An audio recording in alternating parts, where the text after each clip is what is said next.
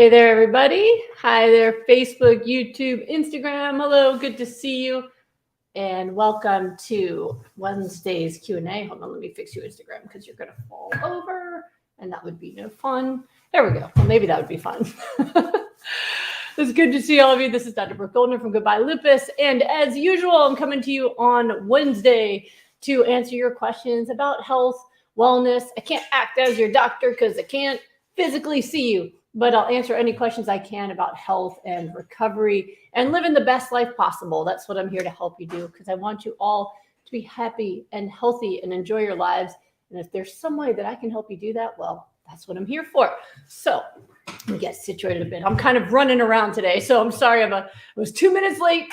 I'm usually not late, but I'm just trying to do a lot of things today. I had some interviews today. This guy interviewed me today was from a website where they interview people with unusual claims to see if they can poke holes in what they do. And he asked me lots of questions. And at the end, he told me he was inspired and he was going to recommend people check me out. So, hey, I passed.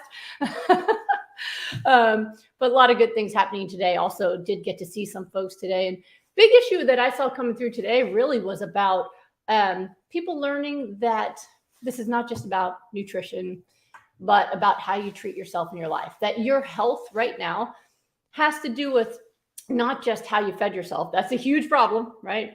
I ate my way into lupus at 16 with lots of pizza and Doritos and things. It definitely makes an impact. But also how you treat yourself in other ways.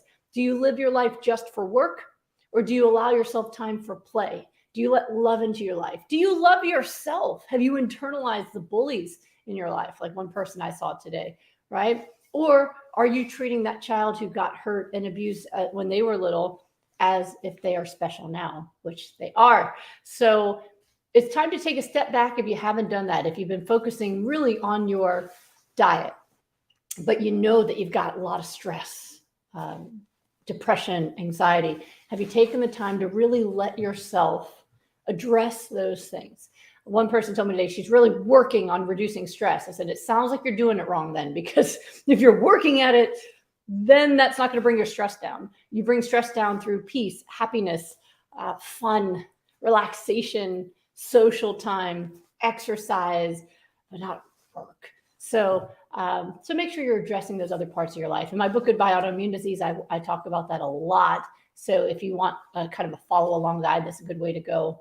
In my rapid recovery group, we work on it every day. If you're not doing something fun, you don't pass for the day, even if you ate perfectly. And that makes even my type A personality doctors have fun for the first time in their lives, and it's healing. So that's my message I have for you today. I do want to get to the questions. I know there are so many that have just been already loading up all over the place here, YouTube, Facebook, getting Instagram going. So I do want to make sure I answer those questions. I'll answer as many as I can in the time I have, and hopefully that makes a difference for you. I do want to mention my 6-week rapid recovery group starting July 21st is already sold out. It sold out last week. So we do have a wait list. Typically, anywhere from 5 to 10 people do get off of the cancellation list because people last minute will postpone it, will decide they'd rather see me for appointments or want to do a private thing or something. And so spots do open up. So if you enroll, you'll be put on the cancellation list, or you'll be definitely on the list for the next one, which will be September. I don't have a date set, but it'll be September. So, alrighty, let's get to the questions. I started on Instagram last time, so I'll start on YouTube this time. Let's see. Okay, so Janos wants to know, does the water I put into my smoothie, L-glutamine or tea, count towards the water I have to drink? Yes to the water in the smoothie. I don't count water you put into tea, just because I've never tested whether tea works the same way as water does in terms of results. And if I haven't tested it, I don't want to make a prediction because that could steer somebody wrong. If it's caffeinated, then definitely no. If it's herbal, probably okay, but not tested. So I like to just count water as water. But the water you put into your smoothie definitely can count. All right, let's see here. Let's go to Facebook question. Yvonne, 23, wants to know, have you ever treated some ALS patients with your protocol? My brother-in-law was recently diagnosed. I'm so sorry to hear about your brother-in-law. I've had 2 people with ALS do my rapid recovery group. Both people had profound improvements, which has been quite amazing. and probably is going to be one of the next case studies I try to publish. It takes forever to get any magazine to be willing to publish case reports. But they both had an improvement in their functionality, their ability to move. They got back movement that they had lost, which was really exciting. I was in tears to see that. So it's 2 people that have done the group, but they both had good results. So at minimum, I could say it's worth doing. Obviously, we're not at the numbers that of people who've done the program that have done it for Hashimoto's or rheumatoid arthritis or MS or lupus, but still to have both of them be positive was really, really exciting, because not much is helpful in that way. All right, let me see Instagram. I gotta lean in and get my phone. Instagram likes to do its own thing, so it doesn't let me use the same program that lets me talk to YouTube and Facebook. So let's see here. What does Instagram want to know? Sam Davis one wants to know, how do I get over vertigo? Well, vertigo can be caused by a lot of things. So it's hard for me to give a solution when I don't know the cause. Typically vertigo, which is when things are spinning, is caused by some problems in your inner ear. So that there can be some fluid in there, and that can make people feel off balance. So most of the time people treat that medically, like taking medicines that will help dry up that extra mucus, and allergy medicines and things like that. That's typically what helps people overcome an acute vertigo. If this is a chronic condition, then really we'd be looking at what is causing that chronic condition. Is this being caused by some autoimmune process? Is it part of a neurological disease? So it's very hard for me to give any other help with that, not knowing more information. But it's a horrible thing to be dealing with. The other thing that can help too is ocular physical therapy. So if there's a chronic condition, there's something called ocular physical therapy, where you can go to a physical therapist who helps train your eyes and helps you overcome things like vertigo. It's a pretty cool thing that can help as well if you haven't done that. Okay, let's see here. Back to YouTube. Let's see. Okay, so Sabrina wants to know, Dr. G, I have a question about step down. Is there anything people often struggle with that I can prepare for? I think I might be close and I don't want to mess it up. Thank you. So first of all, if you might be close, that means that you're feeling good. So congratulations, Sabrina. So basically, for those of you who haven't heard of it, step down is what I call the process of adding back foods after you've been on the strictest protocol. So if you've been doing the Goodbye Autoimmune Disease protocol and you're eating a really, really strict diet of raw foods, hypernourishment, all the water intake, everything, step down would be, okay, I've already achieved my results. I feel great. What can I add back to my diet so I can have a more diverse, easier diet that's not so strict that I can then continue to feel good on? So the short version of that would be a high raw, unprocessed plant-based diet, right?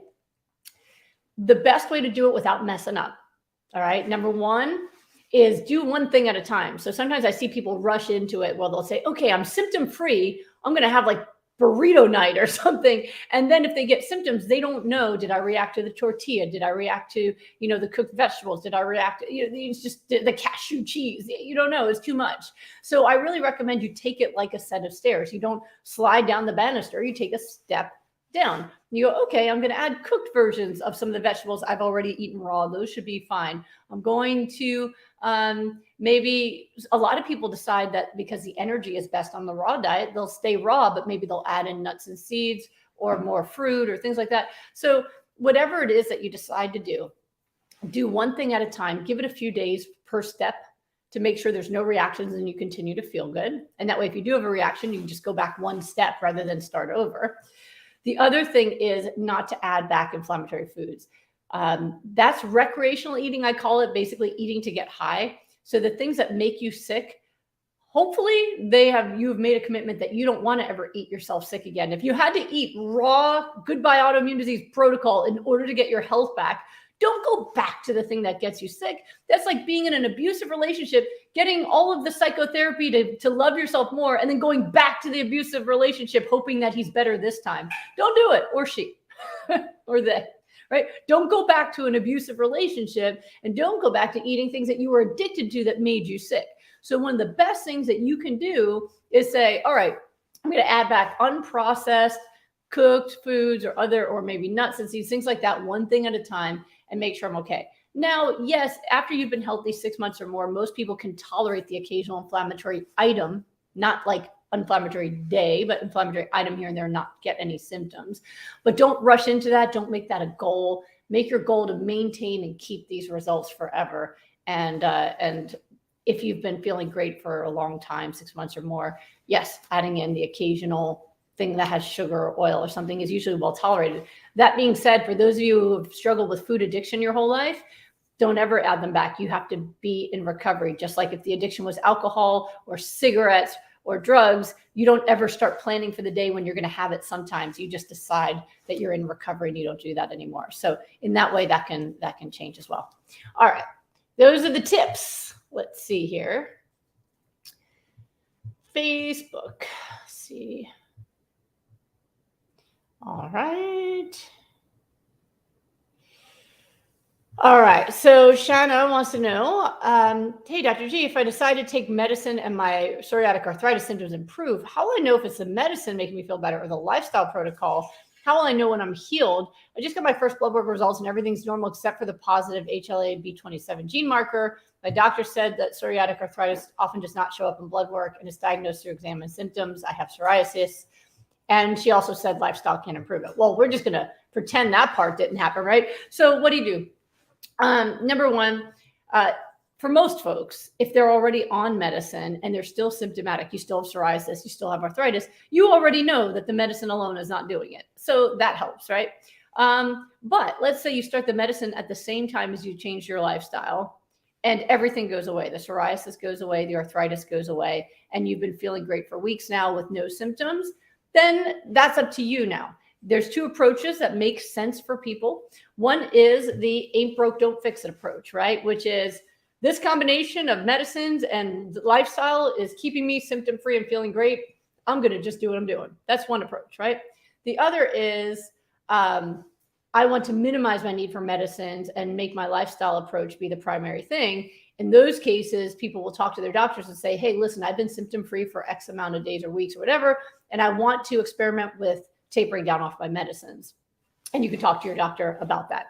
Make sure you do talk to your doctor because there are safe ways to taper off medicines that affect your immune system, and there are unsafe ways. And if you taper off of some medicines too quickly, you can actually trigger inflammatory responses that look like your disease symptoms. And it's not from the disease, it's from withdrawing from your immunosuppression. So I'm not speaking specifically to your medicine, but medicines in general. Any medicine that you are prescribed by your doctor, make sure that when you feel ready to try tapering, that you do it under their care. It's a good problem to have, to be totally symptom-free and feeling great and not know if it's your medicine alone or if it's your lifestyle. But once you get to that spot, that'll be up to you if you want to continue on or if you want to taper. And like I said, just do that with your doctor. But those are good problems, very good problems. And yes, absolutely, lifestyle helps. I've helped a lot of people get free from psoriasis and psoriatic arthritis. Okay, let's see what Instagram is asking me here. Sorry, Facebook and YouTube get extreme close-ups when I'm leaning in to get Instagram. So. All right. Let's see. Okay. Team Michelle 311 says, how many smoothies do we have to drink one day trying to fix my nerve damage UGG? Now, I don't know if the UGG is the smoothies or the UGG is the nerve damage. The real answer is you don't have to drink any smoothies. Smoothies are just an easy way to get the nourishment in. So for a lot of folks, listen, when I recovered from lupus almost 18 years ago now, I ate the veggies. I just bought huge containers of guacamole from Costco, and I got chopped vegetables, sometimes even veggie platters where I throw away the ranch and just put the veggie platter on my desk and slap the guacamole in there. I just ate it and it worked and I got better. I just drank the oil for the omega-3s and it worked. That was hard to get people to do. But once we figured out the smoothie protocol, we figured out, oh my goodness, if we just blend it up and we add a little fruit for flavor, people will do this, even people who don't like greens. So smoothies are just an easy way to get in the vegetables, the omega-3s, and some of the water. That's all it is. So it doesn't matter how much smoothie you have. It depends on how much vegetables you have. I've seen people make an entire blender in their Vitamix blender of smoothie that only had 5 to 10 ounces of greens in it. I've seen other people make one blender that had 24 ounces of greens in it. So the volume of smoothie you drink does not matter. It's just how much of the greens you're having. So for it to count as hypernourishment, the minimum is 16 ounces a day, or 454 grams for those of you outside of the US.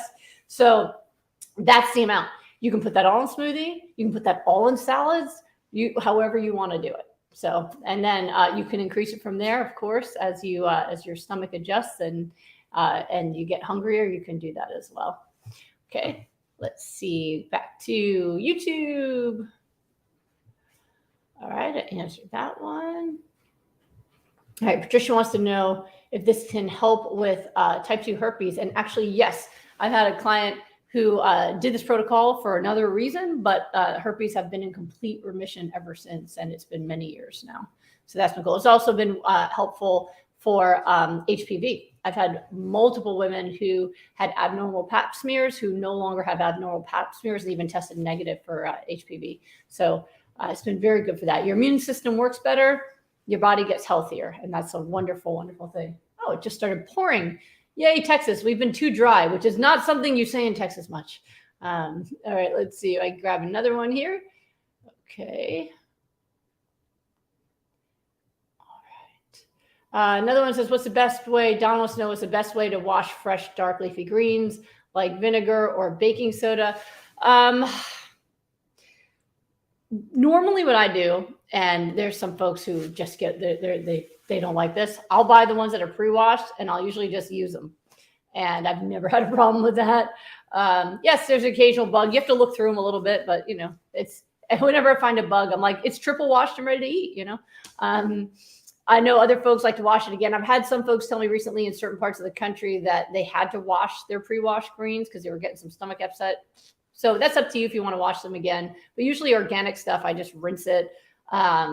If it's not organic, that it could have pesticides in it, then I wash it with salt water. So you can put in like a couple tablespoons of salt in a big pot of water and put all the fruits and vegetables in there that are not organic, leave it 5 to 10 minutes, and then rinse it all off again really well. And that can work too. I did read once that worked as well as a lot of the other washes that had other things.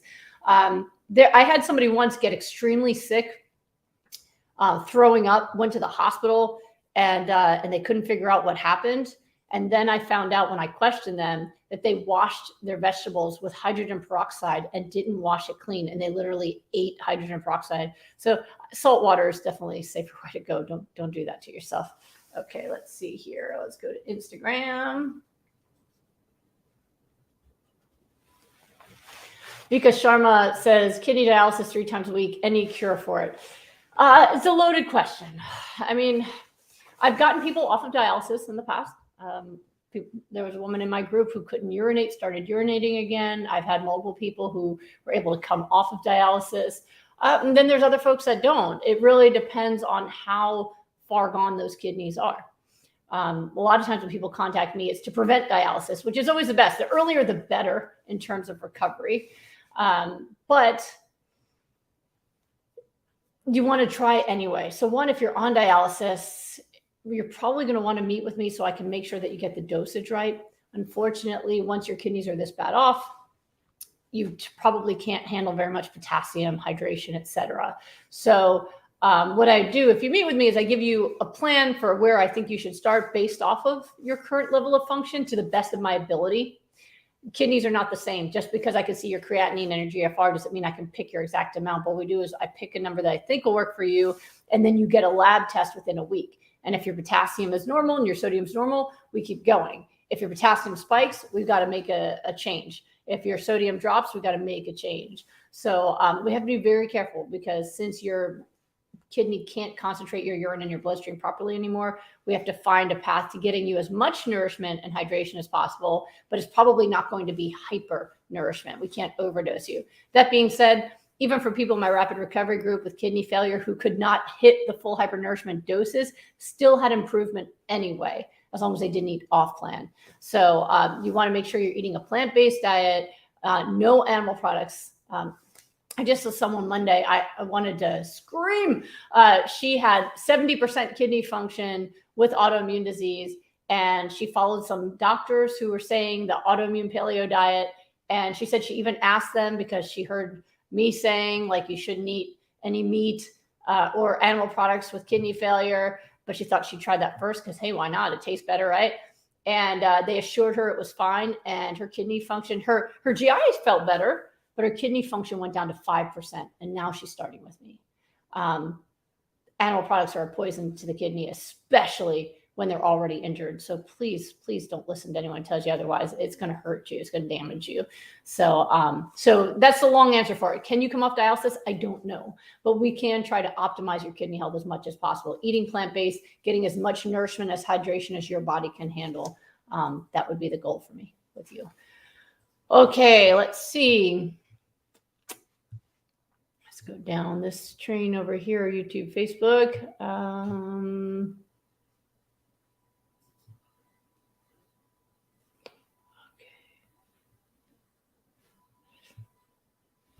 All right. Pete wants to know, are macadamia nuts acceptable? They're 1-to-1 ratio, mostly omega-9 like avocados. Actually, no, they're mostly saturated fat, by a long shot saturated fat.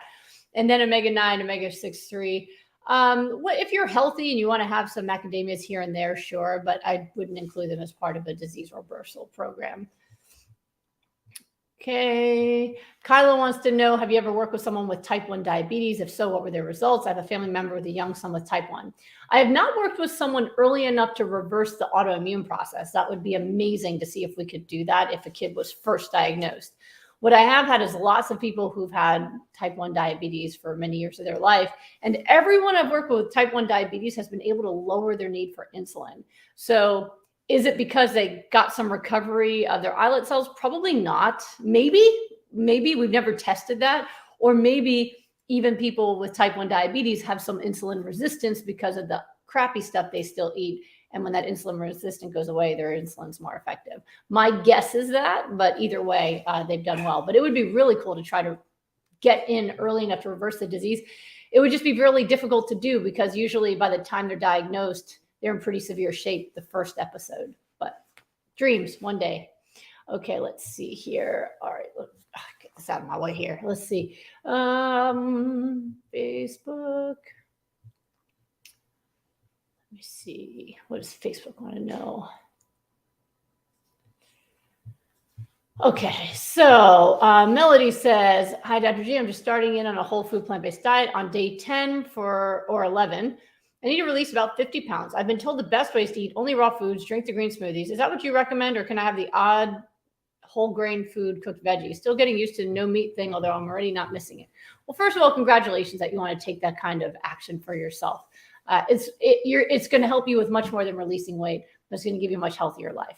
Now, in terms of if your only goal is weight loss and you're not trying to fight any illnesses, then you have a lot more options. So you can, first of all, go with the Smoothie Shred protocol. So if you go to smoothieshred.com, my husband actually created that website to help people with building fast metabolisms and getting fit. Now, a lot of people have joined it because I'm in there too, and they're trying to get their health back. But the original protocols were about helping people build the metabolism they need to lose the weight. So if you add the green smoothies the way I teach you, you're going to increase your metabolic rate.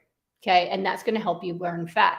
Now, on top of that, if your only goal is weight loss, you can also have cooked vegetables. You can also have tofu.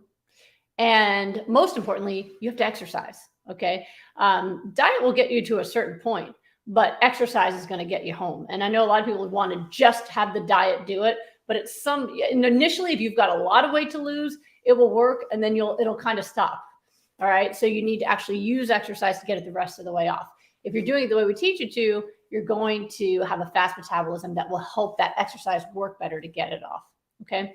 If you add in things like grains, starches, those kind of things, even beans, those are more likely to provoke weight gain. You're going to stimulate your insulin pathways. You're going to have more weight gain. So if you do hypernourishment, cooked vegetables, tofu edamame, and make sure you get that gallon of water a day. I'm assuming if you have 50 pounds to lose, that you're over 128 pounds.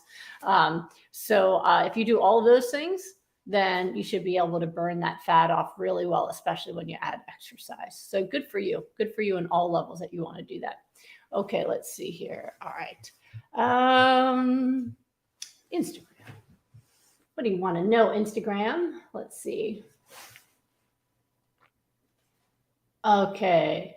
Chanel wants to know, Dr. G, in a recent video that you made Chef AJ, you made a cherry tart with flaxseed. Is it okay to put it in the freezer to keep it cold? Yeah, that is a frozen dessert. Yeah, it's just for fun. That's not something to advance your nourishment. It's just something fun to have as a dessert where you can enjoy a little bit of extra yumminess without causing any inflammation. So that's totally fine. Okay, let's see here. Good for you, Don Saxon. All right, let's see. Okay. Melanie wants to know, hi, Dr. G, can the high levels of cruciferous vegetables, of sulforaphane and raw cruciferous vegetables cause hormonal imbalances? Are herbal teas okay to drink in Goodbye Lupus protocol? Okay, second one first. You can drink herbal teas, yes.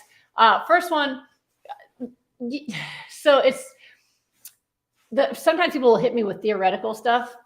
And the easiest thing for me to say is just don't worry about it, right? So, for example, first of all, we have to stop trying to break foods apart and then make assumptions about that, right? So, yes, cruciferous vegetables have high amount of sulforaphane, and that's actually a good thing. It has a high amount of vitamins, minerals, antioxidants. It has high amounts of a lot of things, which is why we use them for my protocols, because they're disease reversing, because they're so rich in nutrition.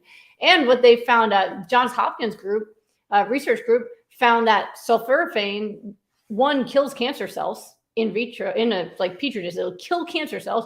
Two, it prevents viruses from reproducing. Both flu virus and COVID virus had their replication rates cut in half by exposure to sulforaphane from cruciferous vegetables. So I would say, generally speaking, that's a good thing. I have not seen people have hormonal imbalances doing my protocol. I'm not going to say sulforaphane or not. I'm going to say doing my protocol with hypernourishment, I've not seen people create hormonal imbalances.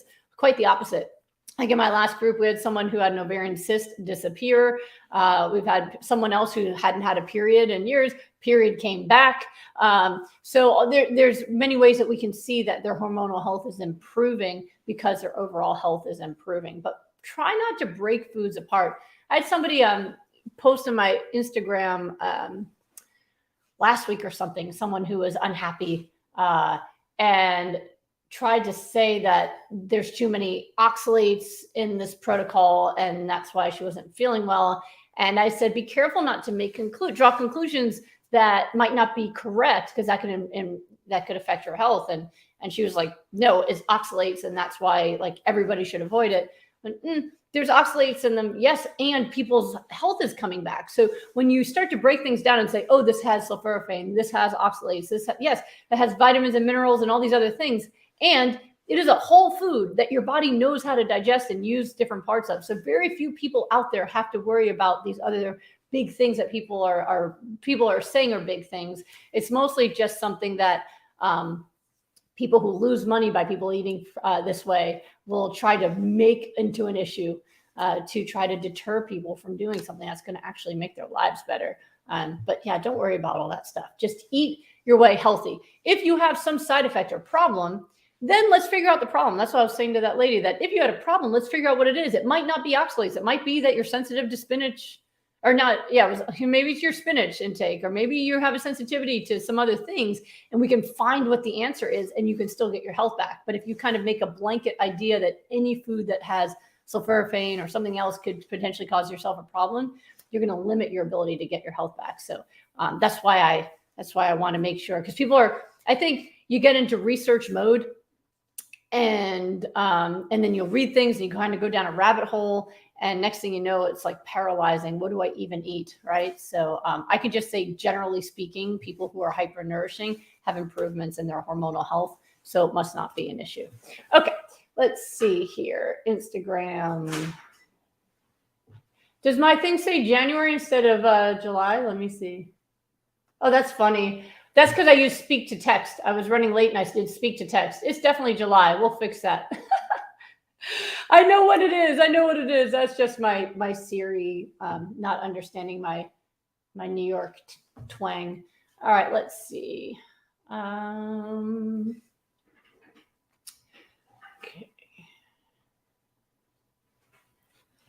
All right, so Maura Bozeman wants to know any advice for continuing Goodbye Lupus protocol while traveling when you might not have access to a blender and eating meals with new people. Yeah, so you can eat well no matter where you are. So the first thing you need to do is just commit to that. No matter where I am, I'm going to eat on plan because that matters the most to me. I want to travel and have fun and I want to eat for my health, right? So you make that decision first of all, because your brain will only solve the problems you give it. And if you tell your brain that this problem to solve is that I will be on plan no matter where I am, your brain will be so creative in helping you do that.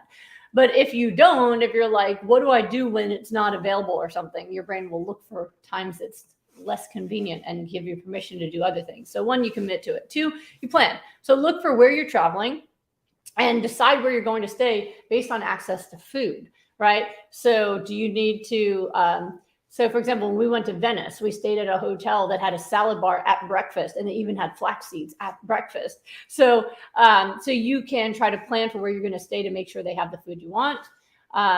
Most hotels I've ever been to are within walking distance to a supermarket or a Walmart or something where you can grab your food and keep it with you.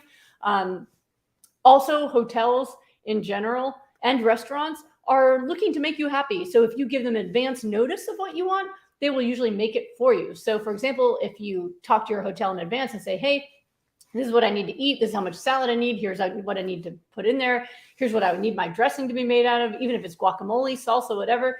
If you give them that info, they'll be ready for you and they'll be happy to help you out. Same with restaurants. I mean, you can ask on the spot, like, hey, here's all the salads you have. Can you put all these ingredients into one bowl and take out the cheese and eggs and boom, you got it.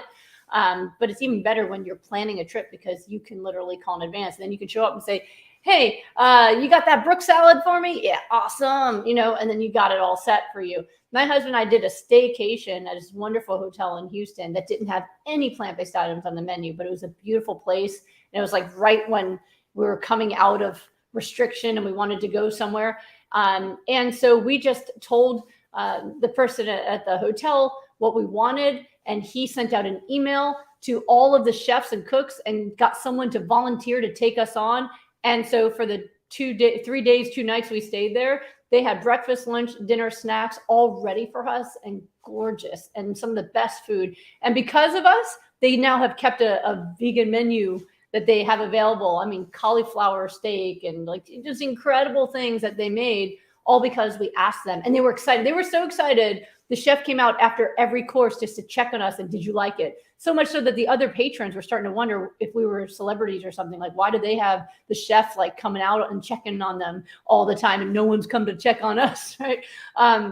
But people will do that and they'll be happy to do it if you just take the time and plan and ask, and you can enjoy your travel and enjoy your food and be healthy. Okay, let's see here. Okay, Elizabeth wants to know, thank you for your information. Did you say there are no vitamins and minerals in animal products? So yes, any trace amounts of vitamins or minerals that you could get from eating meat came from the animal eating some plant food. So in the muscle tissue itself, you're not getting vitamins and minerals and antioxidants and phytonutrients, all the things you need to be healthy and fight disease. Anything that might be in there comes from that animal eating some of those things, but you're also getting a heavy dose of inflammation from the actual tissue, the proteins and the fats in the animal. So, so yes, there's not, whenever people try to say that you're going to be deficient in something because you're switching to plant-based, it's very much the opposite. You're going to be the most nourished you've ever been if you switch to eating this way, as long as you're doing the smoothies or salads, not just, you know, eating a bunch of potato chips or something. Okay, let's see here. Let's see. All right, Joe wants to know, I've been vegan for years. I have bad acid reflux. It's doing your protocol. I got some esophagitis. Any thoughts on how I can heal this? So it might take some work, Joe. One thing that I would say to do if you're not already is food spacing. So unfortunately, when you've had esophagitis, you have your stomach produces acid, and then that acid, the lining of your stomach has the ability to resist burns from acid, but your esophagus does not, because your esophagus is not supposed to get exposed to it. So once you have the acid travel up into your esophagus, you'll get some burns. And those burns can hurt even if you're eating healthier. So even if you're eating something healthy, if you've already got a burn, it's still going to hurt to eat it because it is against the burn. It's kind of like if you had a burn on your arm, even a gentle touch hurts because there's a burn. So you have to cover it and allow it to heal. So for some folks, they do need medicines temporarily to do that. Not just things like acid blockers, but things that can help coat it, like Carafate, something like that. You need prescriptions for these things. You can ask your doctor.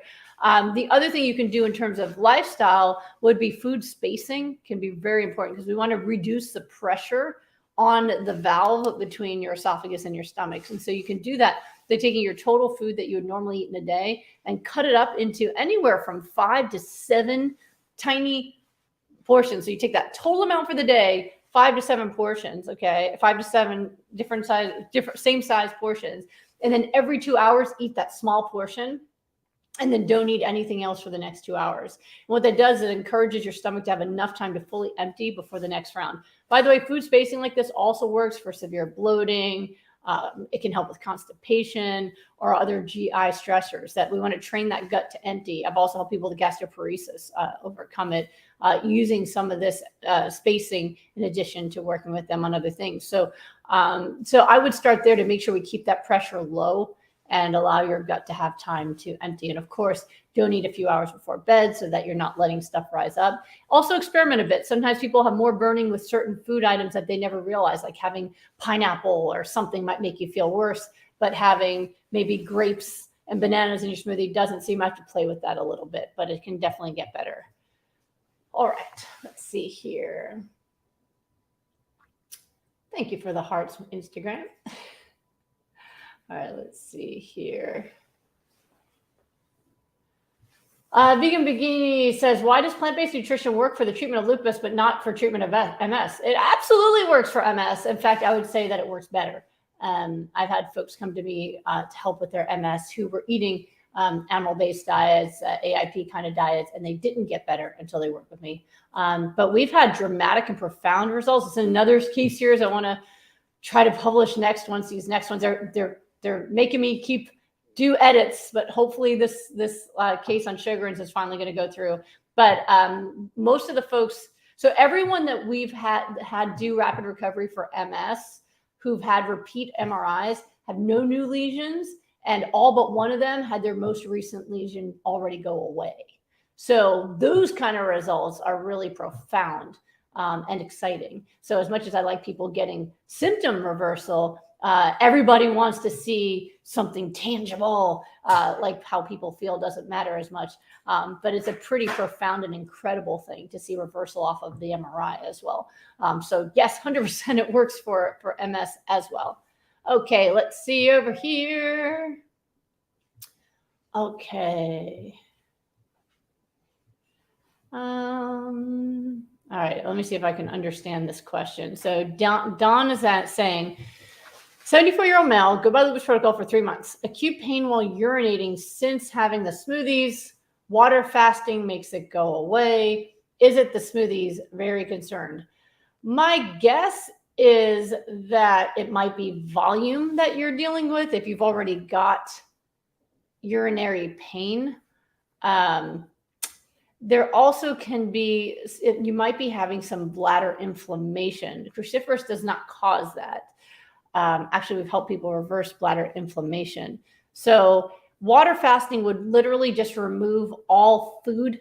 So if you were sensitive to any one food, you wouldn't know it. It would just be, okay, all these foods are gone. Now do I feel better? So maybe you're having a food sensitivity. And if that's the case, I would actually test each of the ingredients that you put into the smoothie separately. So if you're fine with water fasting, do your water fasting plus just, I don't know what you put in there, plus just kale and see if that causes it. And if there's no problem with kale, then you can test your omega-3 source that you're doing and then test the other ones. And most likely you're going to find something you might be reacted to. It's not like you can't eat cruciferous vegetables, but there might be something you're sensitive to if water fasting goes away. But don't give up on it. It's definitely the optimal thing you can do for your health. but see if you can find the cause or the reason for it. Okay. Okay. Emma wants to say, what do I tell someone who's in a stressful environment and can't leave it or the situation for a while, and it's making them more sick? They've been better away from it, but right now can't escape. This sounds more like an emergency situation that's not real. So, number one, I'm glad that they have you as a friend to help them out. Two, I'd be working with them on safety plans. So working with a doctor on that, even when you go to the doctor, like if you have any injury. We went to the emergency room because my son had an accident at a trampoline park. And when I went to the bathroom, there was a little thing, put a sticker here if you need a doctor to talk to you about your safety.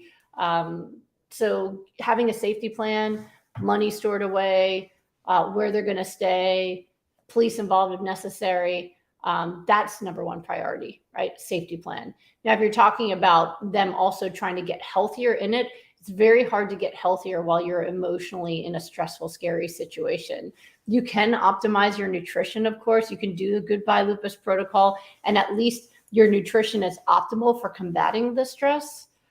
But, you know, I think number one priority is going to be helping this person get to safety in any way possible, and get help if you need to. If you don't know how to help them, maybe talk to a therapist or somebody who can help you help them, even if it's indirectly. I hope your friend or whoever it is gets to safety soon. Okay. Thank you, Minka. All right, let's see here. Lisa said, why am I getting dizzy with smoothie? I'm not diabetic. Doctors can't figure it out. I really need to. So the most common reason that I see somebody get dizzy who starts trying to do my protocol is that they're not eating any salt. So a lot of times people come from there's a plant-based community that is SOS free, meaning like no salt, no sugar, no oil. I agree with the no sugar, no oil, but if you're having super hydration from hypernourishment, you actually need some sodium. The reason we test sodium in people's bloodstream is because sodium is a necessary thing for us. It's just most people are overdosing it, and that's a problem. They're overdosing sodium and they're dehydrated. But if you suddenly switch to eating all these raw foods and smoothies and you don't have sodium, it can give you diarrhea, it can make you nauseous, and it can make you dizzy. So I would check with that first to see if that's the issue. All right.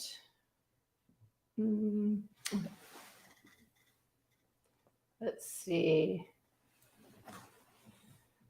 Sherry wants to know, what kind of air fryer do you have? I don't know. I have so many.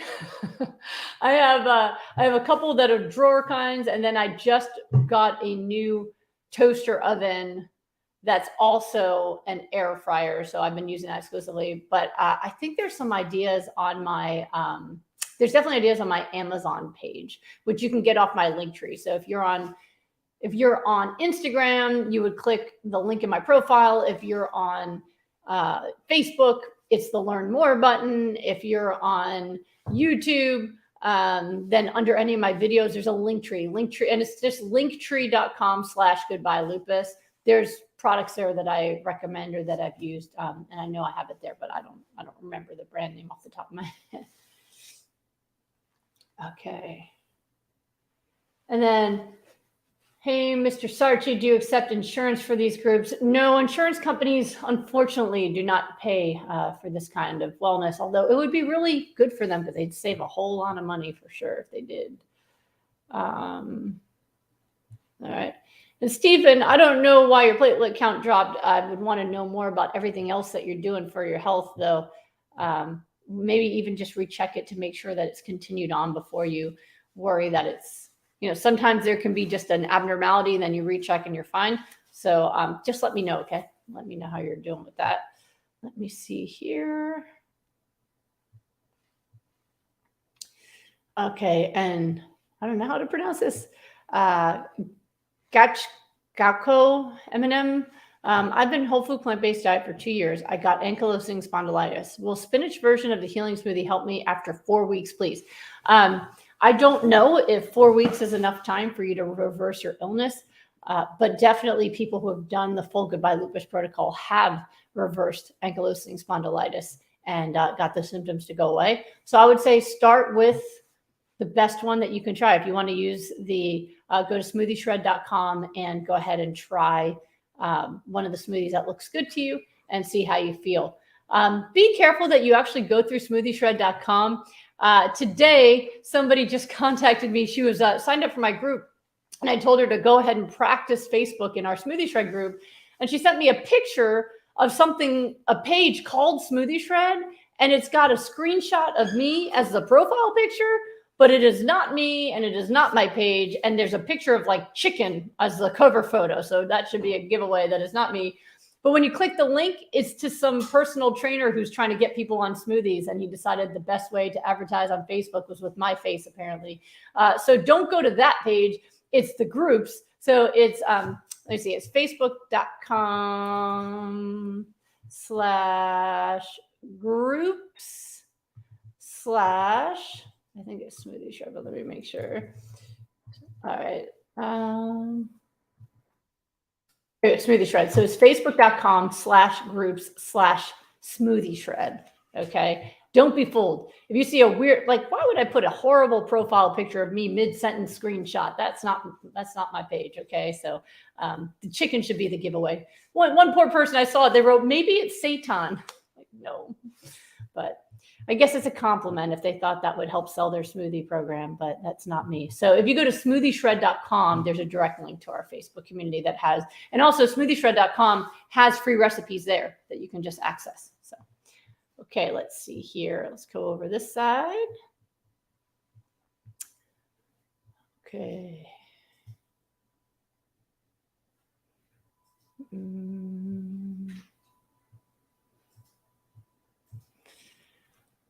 See here. Petra wants to know, can I get an attack by 3 tablespoons of flaxseed oil daily? My gallstone is 21 millimeters. Sometimes feel pressure on my neck, nausea, feel scary to drink oil. Are they curable with goodbye lupus protocol, soluble without getting attack pain? It can be difficult. If you've got gallstones, then eating any fat could cause pain. Right? Because you have these stones in your gallbladder, and your gallbladder is going to contract when you eat fats, so it can help dissolve those fats and get them through your system, right? But if it contracts and there's a stone on the inside, it hurts every time it contracts. So I don't know that it will dissolve the stone. Some people have told me the attacks go away. Others continue to have those pains, but no progression. It's a tough thing. What I would say is the best thing you can do is make sure that you spread it out, so you're not having a huge amount of fat at once, which is actually why the smoothies work really well too, right? If you put a couple tablespoons of flax oil into an entire blender of smoothie, and you have that blender over the course of the entire day, 3 to 5 servings, you're getting a small amount of fat in each one. So I would play with that and say, okay, you know, if I put that amount in a big smoothie and I just have like a cup every couple hours or so, do I feel fine? And if that's fine, then keep going. If it bothers you, you might have to decrease it. But usually that dilution process of adding it to the smoothie makes it so it's tolerable for people. So, okay, let's see here. All right. And then Ashley also has a kidney issue. I'm in stage 5 kidney failure. I'm on dialysis 3 times a week. My dietitian is worried I'm not getting enough protein and too much potassium by cutting out the meat and dairy. Is there a good way to get enough protein without getting too much potassium?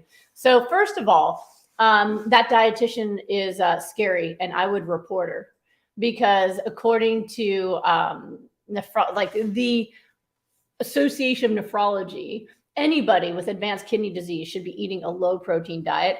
And those guidelines are actually really skewed, because if you look at the research that led to those guidelines, what they found is anytime someone with kidney failure eats any animal products, meat, dairy, or eggs, it puts them into hyperfiltration that causes an immediate decrease in kidney function. You can see a spike in creatinine and decrease in GFR.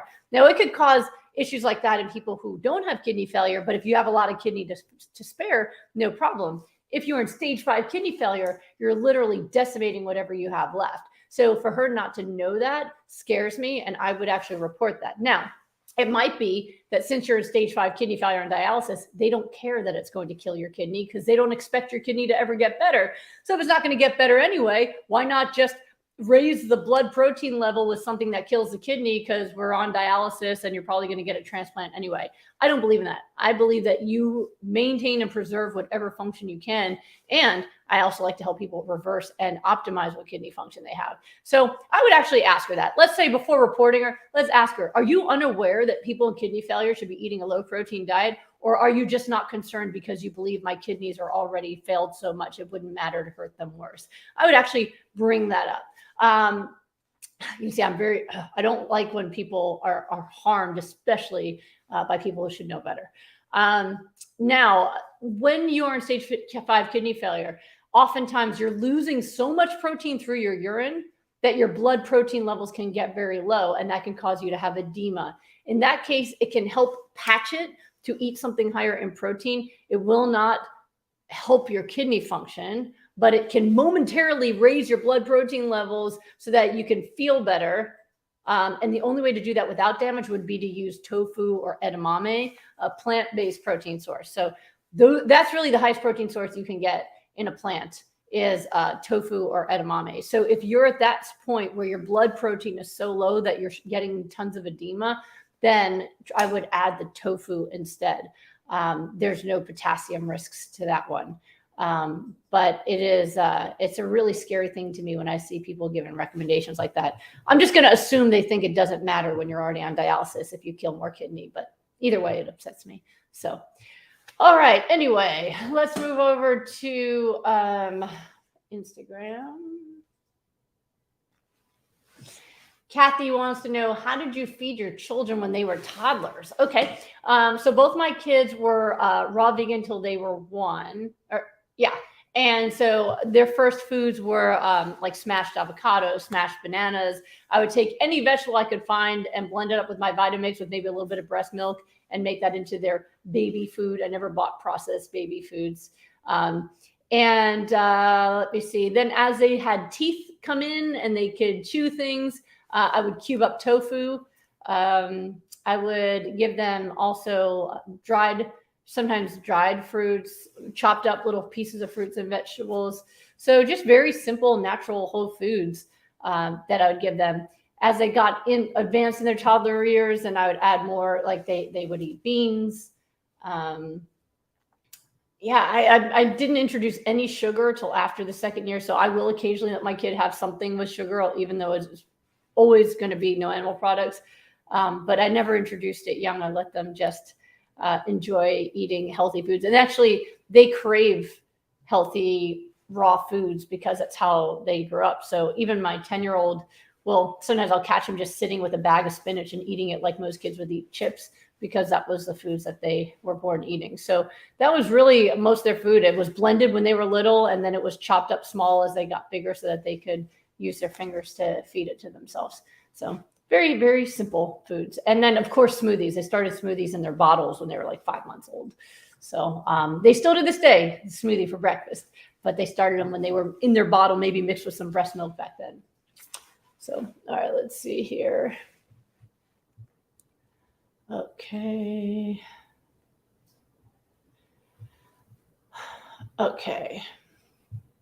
So Juju wants to know, my mom is 76. She's taking Plavix, 1 tablet a day for TIA. Is it okay to have green smoothies? Her doctor said spinach could interfere with Plavix. So there's a lot of things you can do here. So number one is she needs nutrition. So I'm always a little bit unhappy when people are advised not to eat healthy foods so that their medicines can work better. Plavix specifically, there have been some things where they think that spinach could interfere, but really it's just about not having spinach around the time you take your medicine. So maybe have it a few hours before. There's also other vegetables that you can eat though. So there's all the cruciferous vegetables basically. So spinach is not necessary for her to get good nutrition. But if they do want her to separate those things out, like I said, take the medicine separately. So maybe when she takes her medicine, maybe she has some fruit or some chia pudding or something else, and then she works into the smoothies afterwards. Okay, let's see here. Let's see if I can get All right. Okay. And Lisa says, I have a hiatal hernia and raw foods seem to make me bloat, which makes a hernia worse. Can I eat eating cooked vegetables? Maybe, but what I have found with all my work is that people don't get the same results eating the cooked vegetables, or else I would advocate for them because, listen, I'm not trying to make things harder for people. It's just what works, right? So, if you're feeling better eating cooked vegetables, wonderful, enjoy them. If you're not, then I would try this food spacing that I just suggested for somebody else and see if that gets you there. Okay. All right. With love, Lubna. I have pulmonary fibrosis due to scleroderma. I've lost 39% of my lungs. Can the diet improve the condition of my lungs? I can say yes. I've had other people with pulmonary fibrosis from scleroderma and other autoimmune processes actually recover lung function. I've mentioned this before. We had a gentleman in his 70s in my rapid recovery group who was on the transplant list for a double lung transplant, who was kicked off the transplant list in week 5 because his lungs had recovered enough for him to no longer qualify. And for you to be on the transplant list, it means your doctor believes there's no chance of recovery, and yet he still made a comeback. I've had other folks who are not on the transplant list still have an improvement in their PFTs and their breathing and all of those things by doing the full protocol. So I'd recommend the Goodbye Autoimmune Disease protocol for you. Definitely worth doing. Hopefully you're feeling a lot better soon. Let's see. Okay. Highly vibrational alignment, having struggles, kidney stones and fatty liver, been raw for 8 months. So, yeah, I don't know, because you said I've been raw vegan, but being raw vegan can mean a lot of things. So make sure you guys let me know if you're on the Goodbye Lupus protocol. That's about pure raw hypernourishment on my plan. Goodbye Autoimmune Disease protocol means you're also incorporating all the mental health work in my book, Goodbye Autoimmune Disease, as well, all the self-care and other lifestyle factors. There's lots of ways to be raw vegan that may or may not be helpful. I mean, overall, it's better for most folks. You're getting fresh foods is a good thing. I've had people who've done my program for many different issues who also happen to have fatty liver disease, and their fatty liver enzymes come down really quickly, usually within 3 to 4 weeks. So if you're not doing my program, make sure that you're fully doing the Goodbye Lupus protocol. Since you have a history of kidney stones, I would take out the spinach, though. Spinach and beet greens, and do all the other ones, cruciferous, and see if that gets you better. Okay, let's see. Joan wants to know if the protocol can reverse fibroids. We have had people reverse fibroids on the protocol. And this is what's so wonderful is, again, it's not a protocol that's specific for autoimmune disease. It's a protocol specific to cellular repair, cellular recovery, metabolism. Basically, we get your cells to work better and your immune system to work better, and your body fixes itself. Listen, I have a background in genetics and genetic research and in primary care. I'm an MD, trauma, all of these things. And what I have learned when it comes to getting cells to work better, nothing has worked better than working on people's nutrition and emotional health. And it's really incredible. And what I found is that if we stop causing damage and give the body what it needs, it knows how to fix itself, even when you've been sick for a long time. So it's always worth doing this for yourself. It's always worth adding more nutrition. If you're sensitive to one thing, then try another thing. If you hate broccoli, then try cauliflower, or try cabbage or other things. If you hate smoothies, then get some guacamole you love and chow down, right? Whatever it is, find a way that you can start taking better care of yourself. And the payoff is just so worthwhile. So I hope that helps you guys. I hope you, all of those in the US who are celebrating the 4th, that you had a good time. I get emotional on the 4th. My husband and I are both children of immigrants, and our country has problems, but I love our country. Every country has problems, but overall, it's a beautiful place. So happy 4th to everyone who is celebrating here. And I hope all of you all over the world who are here with us today, that you're having a good day and that you're taking better care of yourself. And I will see you all next time. I hope you have a great rest of your week.